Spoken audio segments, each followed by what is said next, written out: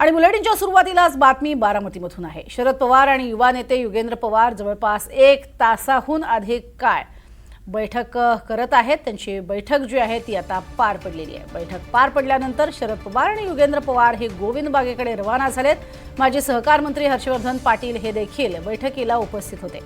तिसऱ्या दिवशीही बैठकींचा सिलसिला चालू आहे। बैठकीत नेमकी काय चर्चा झाली याकडे सगळ्यांचं लक्ष आहे। शरद पवार आणि युवा नेते युगेंद्र पवार यांची 1 तासाहून अधिक काळ बैठक झाली आहे। अधिक माहिती घेऊयात देविदास राखुंडे यांच्याकडनं। देविदास, काय अधिक माहिती बैठकीसंदर्भात? प्रज्ञा, बघितलं की आज तिसऱ्या दिवशी शरद पवार विद्याप्रतिष्ठानमधील सेंट्रल ऑफिसमध्ये आले होते आणि ज्यावेळी शरद पवार सेंट्रल ऑफिसमध्ये आले त्यानंतर काही वेळाने युगेंद्र पवार देखील त्या ठिकाणी आले आणि आता एक अर्ध्या पाऊण तासापूर्वी माजी सहकार मंत्री हर्षवर्धन पाटील हे देखील शरद पवार यांच्या भेटीला आले।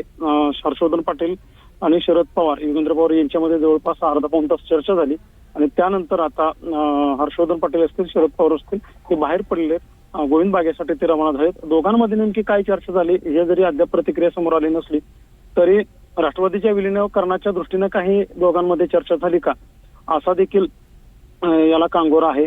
याशिवाय त्या ठिकाणी अजित पवार यांचं जे स्मारक उभारलं जाणार आहे त्या संदर्भात शरद पवार यांनी युगेंद्र पवार यांच्याबरोबर काय कौटुंबिक चर्चा झाली का? कारण कालच बघितलं आपण की अजित पवार यांचे दोन्ही सुपुत्र जय पवार, पार्थ पवार यासोबतच पवार कुटुंबातील प्रमुख व्यक्ती याशिवाय विद्याप्रतिष्ठानचे विश्वस्त यांच्यामध्ये आणि शरद पवार यांच्यामध्ये काल जवळपास तास दीड तास चर्चा झाली होती आणि त्यानंतर पार्थ पवार असतील जय पवार असतील यांनी विद्याप्रतिष्ठानच्या आवारामध्ये कोणत्या ठिकाणी स्मारक उभा करायचं त्या जागेची पाहणी देखील केलेली होती। तो नकाशा देखील त्या ठिकाणचा पाहिला होता आणि त्यानंतर आज शरद पवार पुन्हा विद्याप्रतिष्ठानमध्ये दाखल झाले सकाळी आणि त्यानंतर काही वेळापूर्वी हर्षवर्धन पाटील देखील त्या ठिकाणी दाखल झाले आणि आता या प्रमुख 2 नेत्यांमध्ये आणि शिवाय युगेंद्र पवार यांच्यामध्ये त्या ठिकाणी बैठक पार पडलेली आहे। एकंदरीतच राष्ट्रवादीच्या विलीनीकरणाची चर्चा होत असताना ही जी बैठक पार पडली ती महत्त्वपूर्ण मानली जाते।